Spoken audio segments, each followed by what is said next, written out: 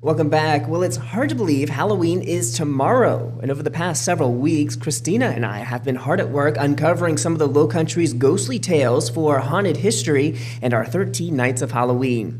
Christina, how was this experience for you? It's been amazing. I love learning about the spooky adventures and stories. I just want to say thank you to everyone who helped us tell these stories and took the time to, share the legends, the history, their personal experiences, because we couldn't have done it without them.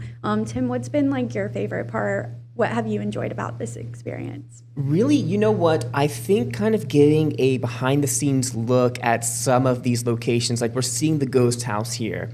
Being able to go into the fire department, talk to the firefighters, go upstairs into their sleeping quarters, and learn about the happenings there was really fun. But going into 20 South Battery and learning about the ghost there, we had quite a unique experience while we were there with the owner's dog. Christina, would you want to talk about that a little bit? Yeah, I think every time I've been into 20 South Battery, I feel like I've always got some type of sign. I went there a little bit during the pandemic, and we caught an orb right outside of room 10. And I would say when we went this time again, we had Maverick, which is Jack's dog, start barking at room 10. He didn't bark any other time. It was just when we were talking about room 10, and he was looking right out the door. So I just think, for some reason, every time I go there, I always get a sign at room 10, which is the gentleman ghost. It was an interesting experience to have the dog so well behaved. Yes. And then just suddenly go look up at room 10, start barking almost kind of ferociously, and then just kind of go back about his way.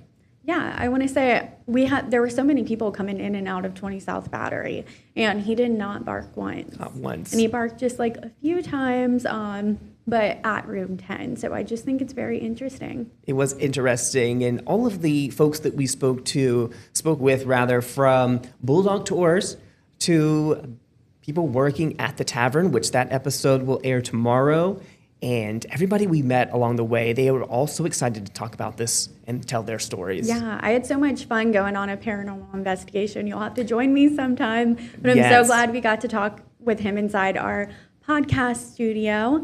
But it was a lot of fun just using the spirit box, all of the technology. It kind of did give me a little bit of the creeps, I'm not going to lie. You're listening through a radio when you're listening to the spirit box. So I definitely turned off the radio on the way home, and I was like, I just need a break. I need some silence. But it was definitely eye-opening, and it was a lot of fun. And he recorded some stuff on the camera, so just to be able to watch it back and to have that forever, it's pretty cool. That is really cool. It did look like a really good time, and hopefully, next time, maybe next season of Haunted History, I'll be able to tag along for one of those evening paranormal investigations. And also, I would say it's a lot of fun just covering the fall aspect. We had a lot of spooky stories, but it was fun, going to a hotel and seeing a drink demonstration and a pumpkin patch on a rooftop, seeing, the scarecrows in the square. It was a lot of fun to just see how our community kind of rallies together. We have a special episode that's going to air tomorrow, but we see a spooky house. So just meeting the community and seeing, how they get ready for fall and what they like to do every year. And Charleston is known for its ghosts, whether they're good ghosts or could be scary ghosts, but Charleston's known for their ghosts, so it's really fun to kind of dive into the lore and the stories behind it all. Yeah, what I love about Charleston is there's so much history. And really, these people, they're storytellers, they're historians, and they're keeping the history alive of Charleston, whether it's spooky or not. These are stories about people who have passed away, parts of history in Charleston. So to just keep those stories alive is so interesting. That's right.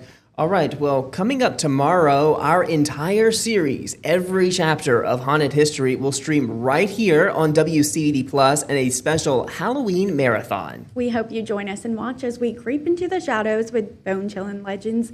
Each chapter of Haunted History unveils a new tale.